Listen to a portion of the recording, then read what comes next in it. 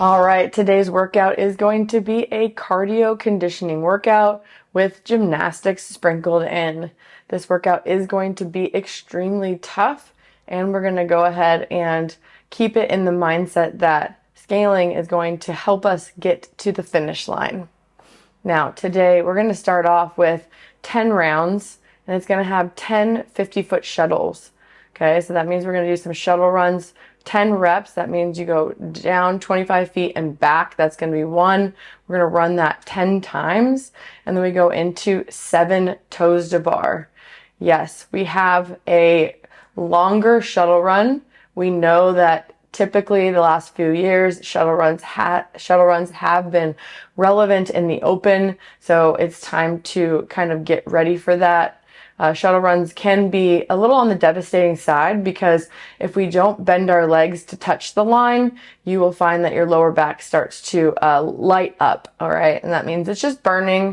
It means it's working, probably in a way that is a little too heavily on the back rather than the legs. So bending down and touching the ground is going to be extremely more beneficial.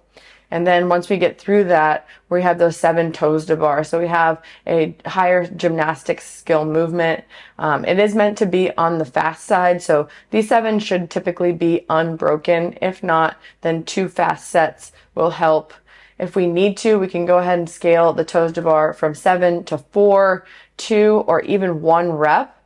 The goal here is to try to figure out what you can do unbroken. All right. So in the warm up, when we go through this, try to get a good tester and see how many you can get unbroken. If it is only 1, fantastic. Today is more of a running workout, and then really making the rep count when the time has come. Okay.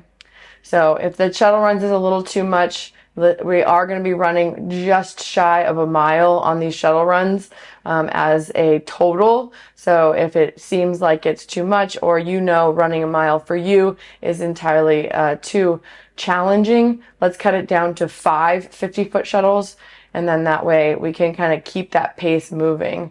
All right. It is going to be a lot of a load here, so we want to make sure that we're just getting a proper scale.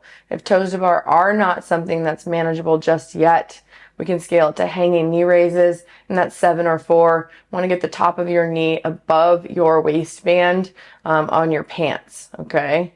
And then finally, on the floor, we're going to do 7 alternating V-ups. That's going to be single leg V-ups here. And you'll do a quick 7.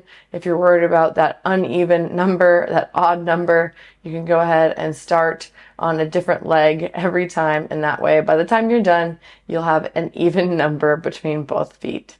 All right. So today is going to be challenging. I want you to tackle it round by round, and then we'll go ahead and see how everything kind of finishes off at the end of this workout. You should feel pretty tired. If you're not, you probably didn't push the pace on those runs enough, and I want you to try to make that as part of your focus.